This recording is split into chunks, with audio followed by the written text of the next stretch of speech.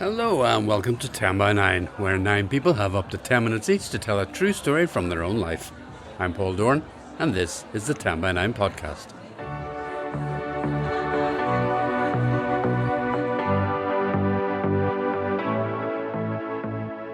How wonderful to be making this podcast in the middle of our second heatwave of this summer.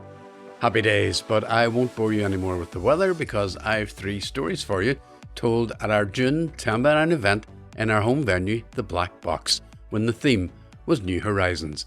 It was our annual partnership with the Belfast Photo Festival, which always brings great stories and not so great photos. And this was no different. And I loved driving, and I thought, taxi driving, kids vomiting in the back of cars on a Friday night, wasn't for me. So I thought I would become a Rolls-Royce chauffeur. I have a little fairy doll. I have her now a year. And if I hold her by her feet, she sheds a tiny tear. And I'm pretty sure we cast different votes in the last election cycle. So we could have been at odds. But then Kenny started talking about community.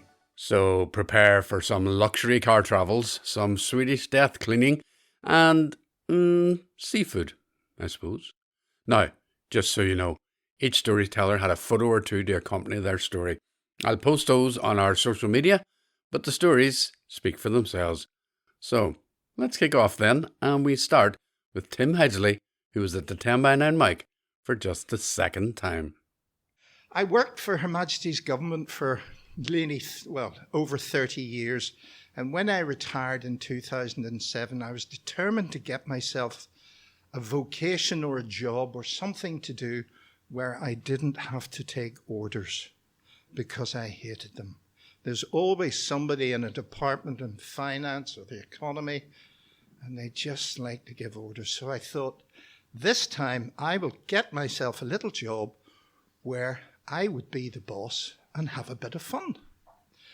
And I loved driving, and I thought, taxi driving, kids vomiting in the back of cars on a Friday night, wasn't for me. So I thought I would become a Rolls-Royce chauffeur. And then I found out the cost of becoming a Rolls-Royce chauffeur. The course, which lasted for 5 days, was £5,700. And it didn't come with a car that you could keep. So I packed up my bags, told my wife what I was going to do, scraped together the money, and flew over to England. And I arrived at the Bentley Rolls-Royce headquarters where the Rolls-Royces and Bentleys were made. And I signed up as a Rolls-Royce chauffeur. And the first thing we had to do was a highway code test. You had to get 95% or above. I got 97%, so I was quite chuffed. And after we did our highway code, we then went for coffee, and we had a round robin. There was 8 of us. Bentley trained 16 a year. So in our group of 8, so we were saying, well, I'm Tim, I'm from Carrickfergus. I'm such and such. I'm trying to think. A chap called Nick from London. He says, I work for an organisation that's got a big green shop in Kensington, and I drive for them. And then an Eastern European gentleman said, hi, my name is Slav. I drive for my boss. He lives in Birmingham. I drive Rolls-Royce to London. I pick up hookah. I bring them back to his house. He does what he does with the hookahs, and I drive them home again. And I thought, holy shit. So we had our coffee, and we went into the garage where there were 8 Bentley Arnage cars, each costing £169,000. And I looked, and there were 8 cars, but there were 7 of us. Slav wasn't there. And being inquisitive, I said to Harry, our instructor, I said, Harry, where's Slav? He said, I phoned his boss, and I told him what he said. And he was sacked immediately. He lost his job, and he had to make his own way home to Birmingham. But it tells a salutary story But what happens when you're a Rolls-Royce chauffeur stays in your car. Because if you let stuff like that out and you're working for high worth value people, you too are going to, no, I'll not say it, but you too will find yourself in a situation. So Slav left, and there was quite a lot of chatter about what was going on. So we spent 3.5 hours being taught how to open a car door, how to close a car door, and how to hoover our boots. Because in the back of a Bentley and a Rolls-Royce, you have lamb's wool carpets made by Wilton. And you have to put stripes on your carpet. I know it's a bit anal, but you have to put stripes on your carpet like the good British lawn. So you would have the stripes, and you would be tested. And once you leave the academy that they call, thank God they didn't say we had to graduate, but once you leave the academy, the assessors can call on you at any stage whilst you're a Rolls-Royce trained chauffeur. They will examine your car, and they will examine the cleanliness of it, and they're looking to see the stripes in the boot. I know, you couldn't make it up. So we then headed out. After being taught how to wash, we were each assigned £169,000 Bentley, and it was 6.75 litres, and they were amazing. And we were out in the Cheshire countryside, and if you can imagine 7 black Bentleys with blacked out windows driving around Cheshire. It was like a footballer's weekend out. And we came to a car park. And in the car, it was a lay-by, really, and in the lay-by there was one little Fiat 500 with 2 old people drinking tea out of a flask right in the middle of the bloody lay-by. They weren't at the top and they weren't at the end. They were in the middle. And my instructor was with me and he went, shit, what are we going to do here? We're not going to get all the cars in. And I said, not a problem, Harry. I'm from Northern Ireland. We'll sort this one. So I got out. We were all wearing grey suits and ties. So I went out, knocked on the window. I said, I'm terribly sorry, sir. I can't tell you who's in the Rolls Royces behind you. But there's a lady who would be very pleased if you could possibly move to the front of the queue. And he just looked at me and he thought, is he for real? And I said, look, I can't tell you who's in the car, but if you look, you're going to see 7 black Bentleys. And there's only one lady who can afford all those. I moved now, straight to the front of the lay-by he went, and in came the 7 Bentleys behind him, bump, bump, bump, bump, bump, bump.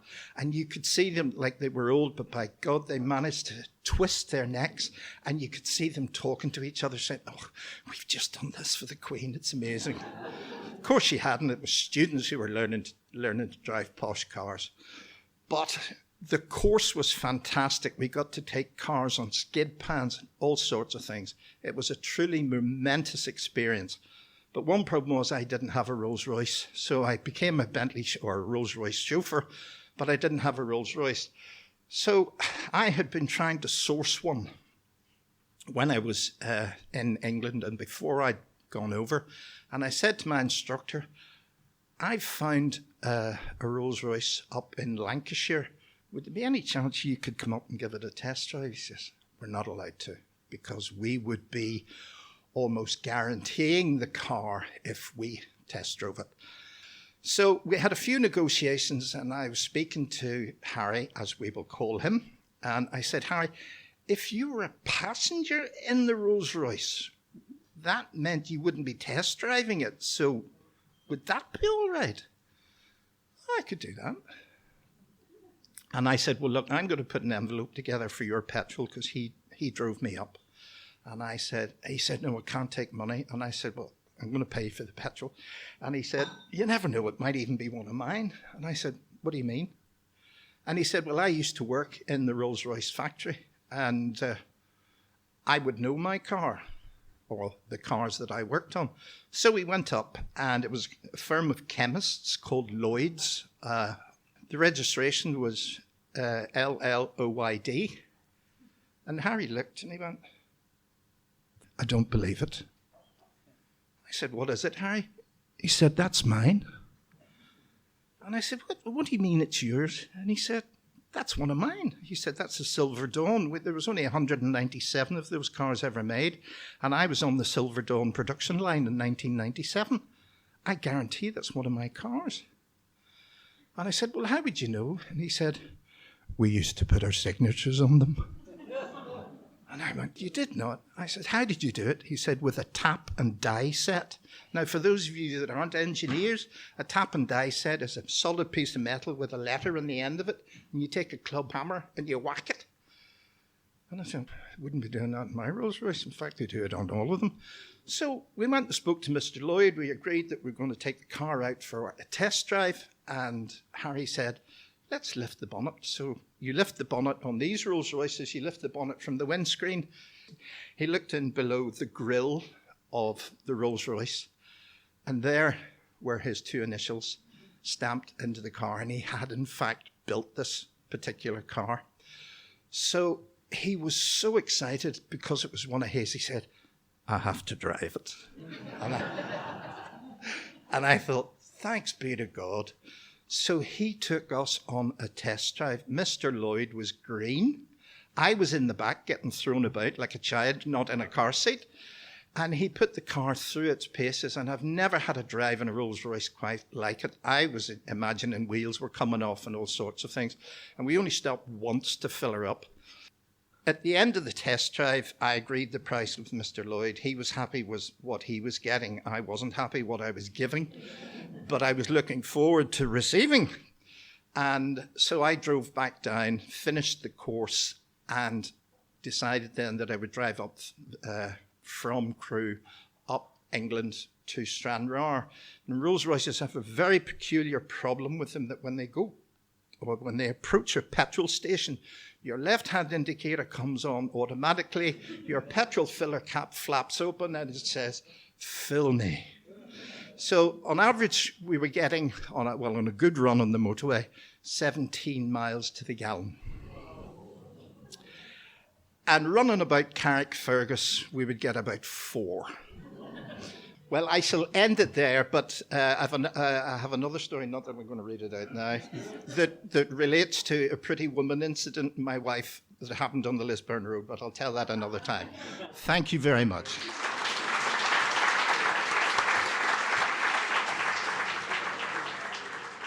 Thanks very much, Tim. I'm looking forward to the Pretty Woman story at a future 10x9. In the meantime, enjoy the driving. If, like Tim, you want to tell your story at 10x9, then get in touch through the submissions page at our website, 10by9.com, or email me at 10by9belfast@gmail.com. Have a look at our guidelines beforehand, please, and I look forward to hearing from you. Okay, here's our second story, and we don't hear enough from her, so I was delighted when she got in touch. And her photo, well, it's a work of art. Here's Jane Searle. I have just turned 64. A popular age not only written about by the Beatles, but apparently a perfect time in life to begin the gentle art of Swedish death cleaning. Not familiar with the practice? Nor was I until I read an article about it in the Irish Times. The Swedish writer Margareta Magnusson, who herself died earlier this year, describes it as the mindful practice of decluttering your home and organising your affairs so that it is less of a burden to loved ones when you pass away. Personally, I was happy enough to leave behind the shoe boxes full of old photos, dried petals from an ex-boyfriend's bouquet, handmade birthday cards, school reports, and precious scrapbooks of holidays by the sea. Remember scrapbooks? Not the beautiful crafting masterpieces of today, but these. The cheap wood pulp paper monstrosities the desperate mothers bought their children on the 6th day of continuous rain in the school holidays. I made this one in 1974 when we went on a family holiday to Llandudno, Wales. It's a real mixture of maps, really good writing, postcards, and carefully cut out pictures from a tourist brochure of the town. I've done my best writing, and I've also cut out details of the guest house where we stayed, April Court. It offered fitted carpets throughout, hot and cold water, shaving sockets in all rooms, colour TV in the main lounge, and if you wanted to park your car, it would be an extra 52.5p a week. Such luxury. Let's get back to the death cleaning and my predicament. I fear that in this age of minimalism and tidiness, I simply cannot leave the clutter for my family to sort. My daughter's here tonight, sorry. Although I have no reason to believe my departure is imminent, I have begun to realise that the people in obituaries are often precariously close to my own age. Radio 4's programme Last Word can at times be an uncomfortable listen. It is with all of this in mind that I made the purchase of a shredder. A relatively inexpensive visit to Curry's and a very helpful young man resulted in the remarkable piece of machinery that I call Sean. A luxury model that can take quite a few pages at a time, Sean also has a lid with a handle for ease of lifting and emptying. This helps greatly when my arthritis is playing up. He sits in the upstairs nook I call my study, but as yet he is still an inexperienced, untested virgin machine. I simply cannot bring myself to turn him on. The piles of paperwork sit beside him on the floor, and I revisit my childhood, my teenage years, my broken hearts, the first loves, as I slowly, very slowly, work my way through the past. What to destroy and what to keep? Who will ever be interested in my accumulation of precious memories? What should I shred of the past, and what should I leave for posterity? I mean, what about this Valentine card? I got it in the post when I was 14, and to this day, I don't know who sent it. It lists all the things this person thought I was.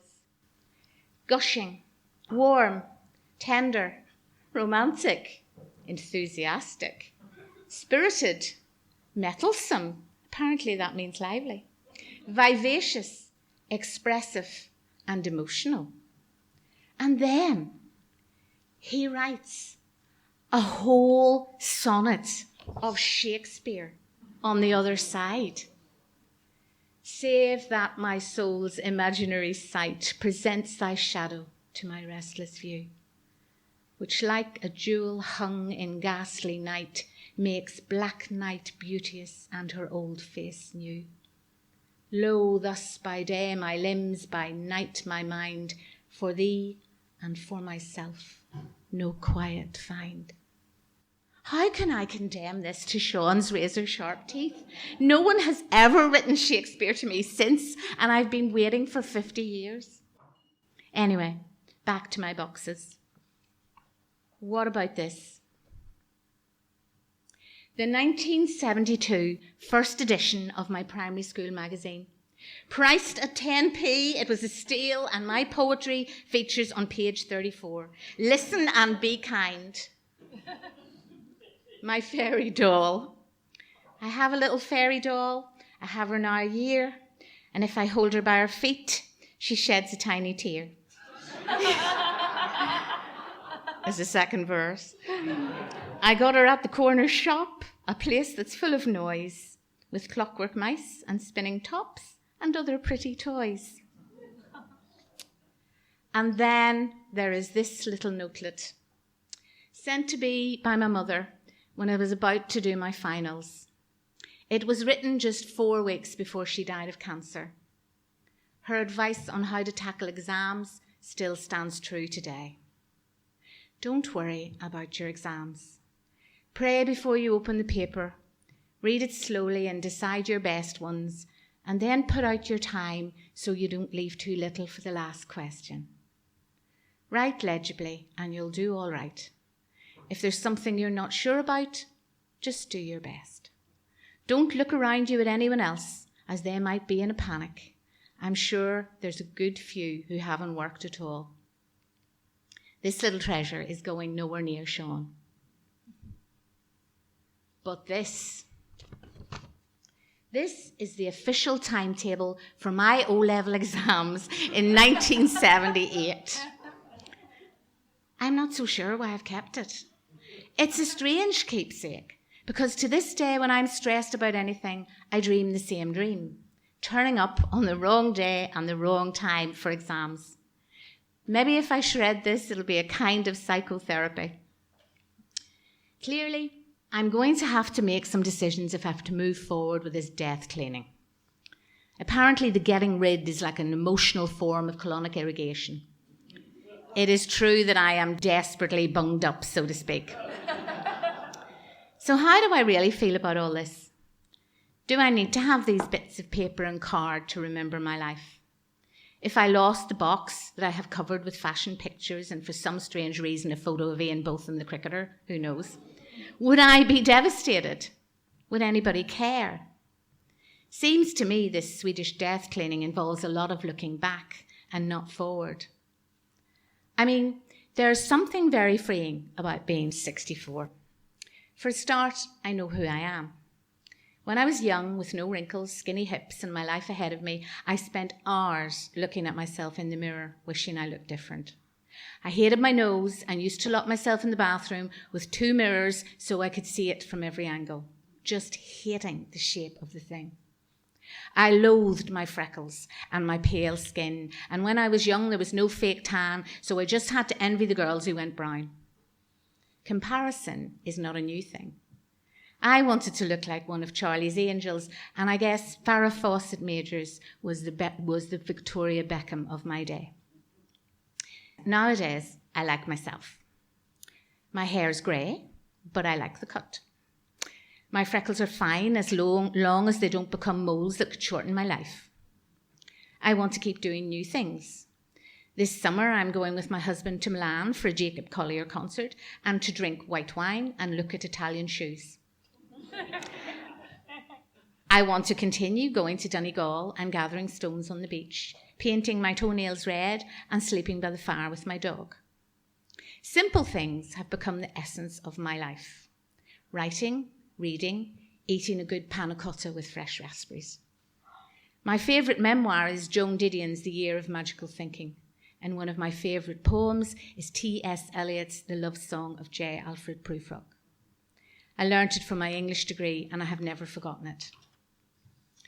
Magical thinking is not always easy. And like Eliot, I have spent a lot of my life anxious and worried about what others might think of me. But age brings glorious freedom not to care.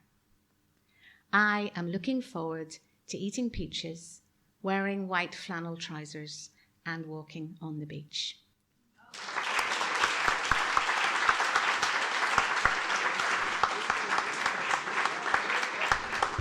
Oh, Jane. Oh, wonderful. That Valentine's card, wow. What a lucky escape. A lucky escape indeed. Thanks, Jane. Always great to have you at 10 by 9. And best of luck with Sean the Shredder. Now, just a very quick thank you to everyone who helps keep 10 by 9 going with your donations. Some of you give via Patreon, and some of you donate to StoryPig at our live events. I'll be using some of those donations to cover the costs of a very special 10 by 9 here in Belfast to coincide with the All-Ireland Fleadh. And what goes better with Irish traditional music than the Irish tradition of storytelling? If you're planning to come to the city, be sure to check us out on Wednesday, August 5th. Okay, let's get on with the third story, and, well, he'd come a long way to tell it. He was here last year, joined us when Minneapolis was burning, and now he's joining us this year just after Belfast has been burning. So, big one welcome, please. It's his first time telling a story at 10 by 9. It's John Noltner.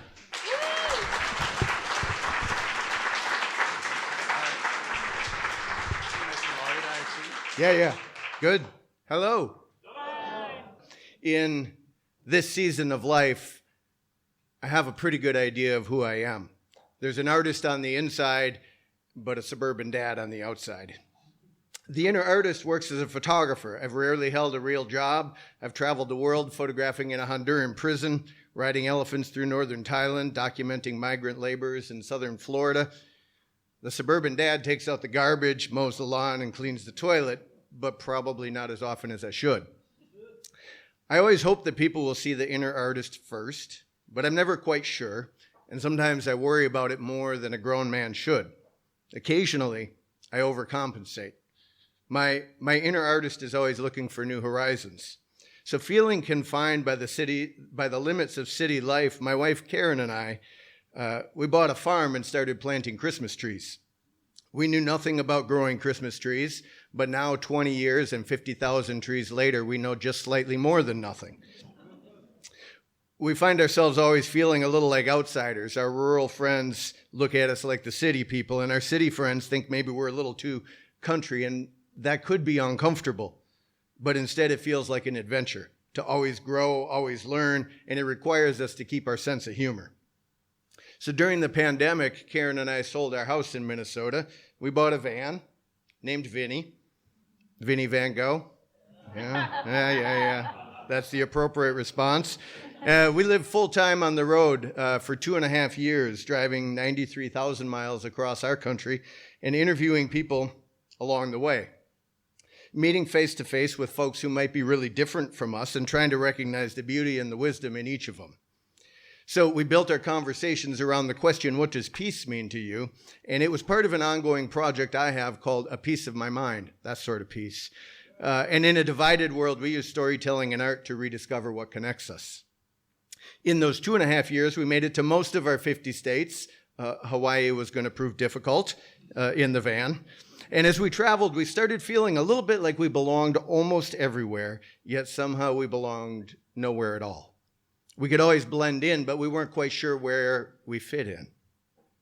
So I've now been to 49 of our 50 states. I've visited 5 continents. I've been to 32 countries. And people often ask me to name my favorite place. And the answer, there's always 2. The one I've just been to and the one I'm going to next. Now, I appreciate adventures in most of their forms, rock climbing, skydiving, backpacking, but I'm typically not adventurous with my food. I mean, I've eaten crocodile in Nairobi. That was good. I've eaten chicken gizzards in Mississippi. Not good. If it's a cultural experience like haggis in Scotland, I might give it a try. But at the end of the day, I like vanilla ice cream and I like ketchup on my steak. And my inner artist is okay with that, but sometimes I feel like my suburban dad is being judged. Right? I think that the people who are more adventurous with their food look down a little bit on simple people like me. And I'm not going to lie, it hurts a little bit. Oh. The one place I will never bend my food rules is with seafood of any kind. That's just a no-go zone for me. I eat land creatures, full stop. But then I found myself on the Louisiana coast where I met and interviewed Kenny Theriault, a third-generation Cajun shrimper from Chauvin, Louisiana. And I didn't really think through how that day was going to play out. Now, I'm a visual person, and sometimes I'll chase down a story because I'm drawn to the visuals. Have you all seen the movie Forrest Gump? Yeah, everyone's seen Forrest Gump. The shrimp boats have those nets that hang out to the side like gossamer wings. As a photographer, I really just wanted to photograph a shrimp boat. So I thought maybe if I interviewed a shrimp boat captain, that could give me a chance. And with a few phone calls, I found Kenny. He said, come on down. Now, you might ask yourself, if I was working on a project about peace, why would I want to interview a shrimp boat captain? Fair question. I was asking myself the same thing because I've interviewed people who've marched with Dr. King and Holocaust survivors, people who helped craft the Good Friday agreements, all sorts of people with some direct connection to the meaning of peace.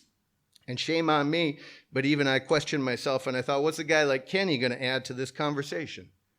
Well, as we talked, I got the feeling that Kenny and I could find some things that we disagreed about, and it wouldn't take long. He liked guns. I don't. He hated cell phones. Mine was sitting on the table right in between us. He loved seafood. I may have mentioned I do not. He joked about the helpless people he had seen move into the area who couldn't drive a forklift, frame up a house, or weld a patch on the side of a rusting boat. You know, people like me. And I'm pretty sure we cast different votes in the last election cycle. So we could have been at odds. But then Kenny started talking about community. He said where he grew up, when one guy needed a boat, everyone would get together and they'd build him a boat. And when the next guy needed a boat, they'd all get together and they'd build him a boat. And pretty soon everybody had a boat, and that worked out pretty good. And I thought, actually, that idea of making sure everybody has the resources they need in order to thrive, that absolutely squared up with my understanding of peace. And I thought maybe Kenny and I weren't that different after all. So here we were, enjoying each other's company, having interesting conversations and finding common ground. It wasn't just a good interview, it was a great interview. And I started feeling like maybe this shrimp boat captain and I could be friends. And that's what I love about exploring new horizons, because they might feel exotic and new, but they might feel familiar and comfortable at the same time. And as we wrapped up the interview, and I packed up my gear, Kenny said, "Could you eat?"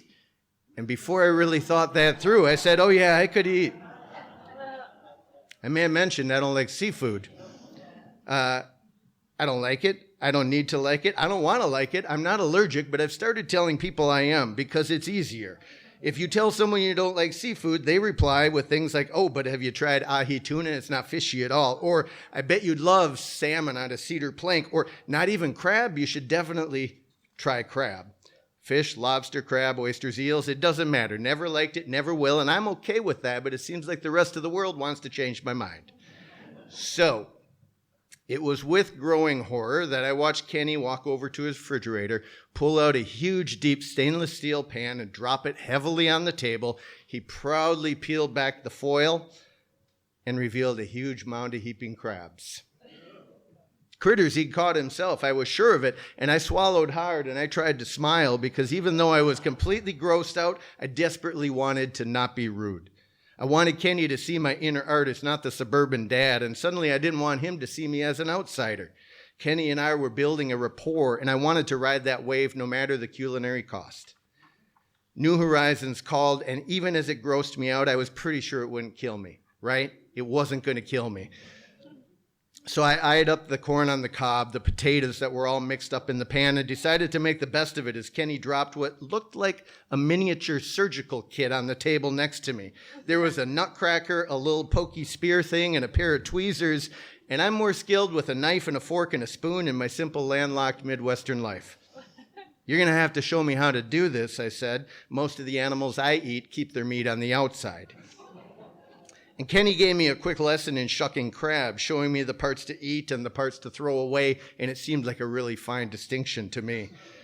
So I did the best I could. I fed myself tiny little bits of crab, washed it down with a can of cola as we kept talking. 1 part crab, 2 parts potato, 3 parts corn, and a huge gulp of cola.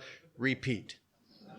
I was pretty slow, but that was by design because I figured I could eat just enough to be polite and then supplement the meal with a quick cheeseburger once I hit the road again. Well, Kenny's wife joined us at the table to eat and to visit, and I was beginning to feel like I might make it through the meal, but I could feel her watching my slow progress. She teased me a little bit about my amateur crab cracking technique, and finally she couldn't take my incompetence anymore. She said with a flourish, "Move over, honey. You're going to starve to death if you crack your crabs like that. Let me help." And she proceeded to quickly and expertly produce an enormous pile of crab meat on the plate in front of me and sat back to watch me eat it. I was horrified. And then I started eating that disgusting heap of meat with a big smile on my face because she was so proud of those crabs and her ability to shuck them. She just wanted me to be well fed. She wanted me to be happy. And I wanted both of them to know I was grateful. So I said, "Thank you." And I kept my dirty little crab-hating secret to myself.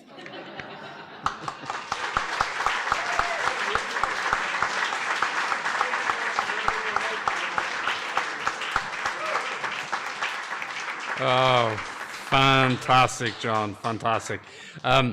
John is here with Karen this evening, and we're absolutely delighted to have you.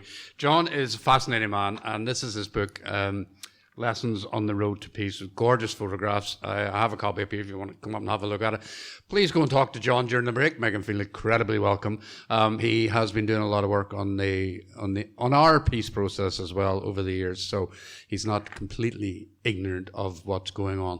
So, John, thank you so much. Delighted to have you and Karen here, and thank you for your wonderful story. Now, Thanks for coming, John. I hope you did get to have some good conversations that evening. And by the way, I'm with you on the seafood.